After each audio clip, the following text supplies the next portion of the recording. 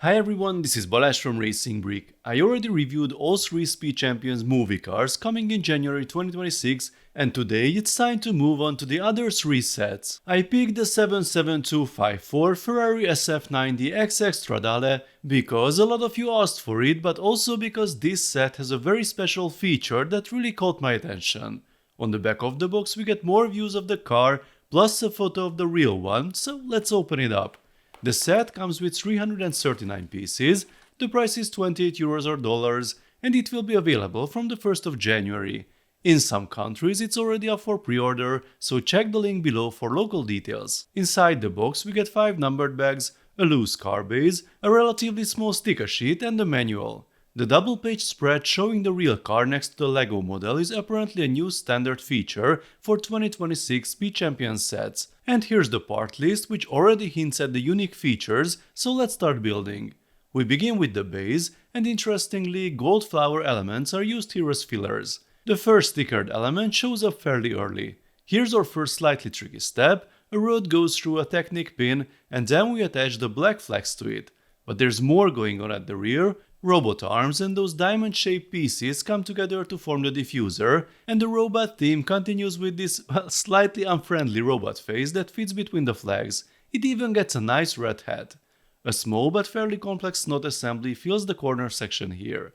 Next up is a printed Ferrari logo tile, followed by a brand new 1x1 element. I'm not sure what the official name will be yet, but this is definitely going to be useful in future Speed Champions builds.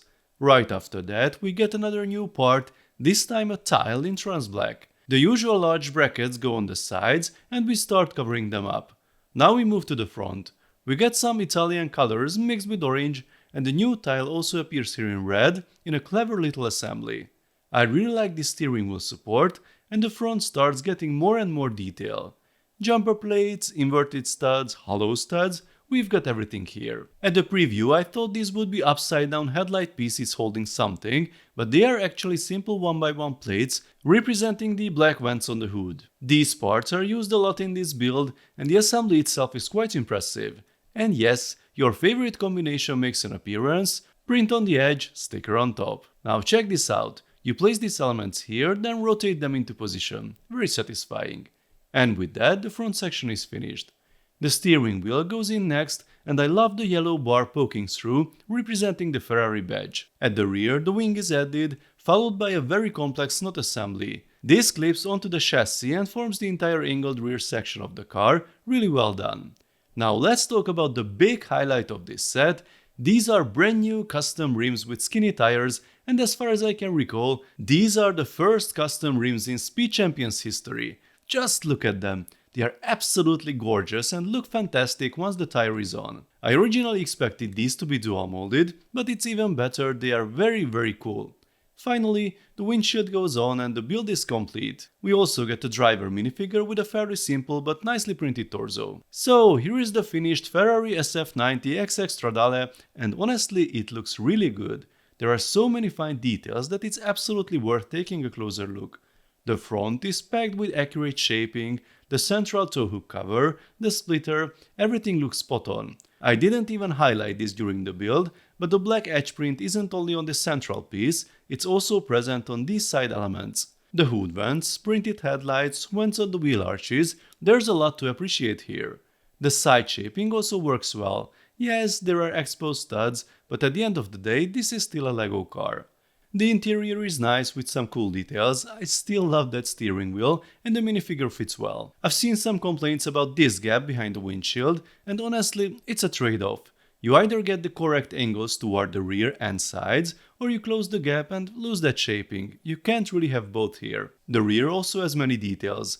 If you ignore the robot face, the diffuser and exhausts are actually very cool. Interestingly, there is no rear light, no bricks, no stickers.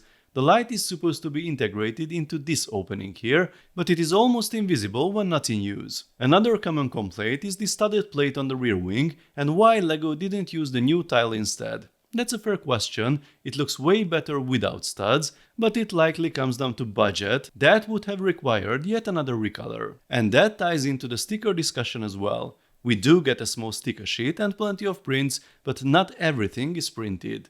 I know many people would love a fully printed set with maximum authenticity, but LEGO has to draw the line somewhere. There's a fixed budget for each set, and honestly, considering we got brand new wheels and tires, plus a lot of unique printed elements, this is already a surprisingly good package. Most of the other new parts can be reused elsewhere, but there's still a lot of novelty packed into this one set. And yes, before you ask, the wheels do fit on previous Ferrari Speed Champions cars as well. Maybe not always the most authentic look, but definitely a cool upgrade. So that was our Ferrari in red, the first of the 3 non-movie Speed Champions cars coming in January, and I have to say this is a very strong start. Interesting building techniques, lots of new parts, including those wheels and tires, and a solid overall look. I'm pretty sure this one will be very popular. Let me know folks what you think about the car, the new parts and the design choices. Let's talk about it in the comment section. If you enjoyed this video then please give it a thumbs up and don't forget to subscribe with notifications as more exciting LEGO videos are coming soon. See you next time, bye bye.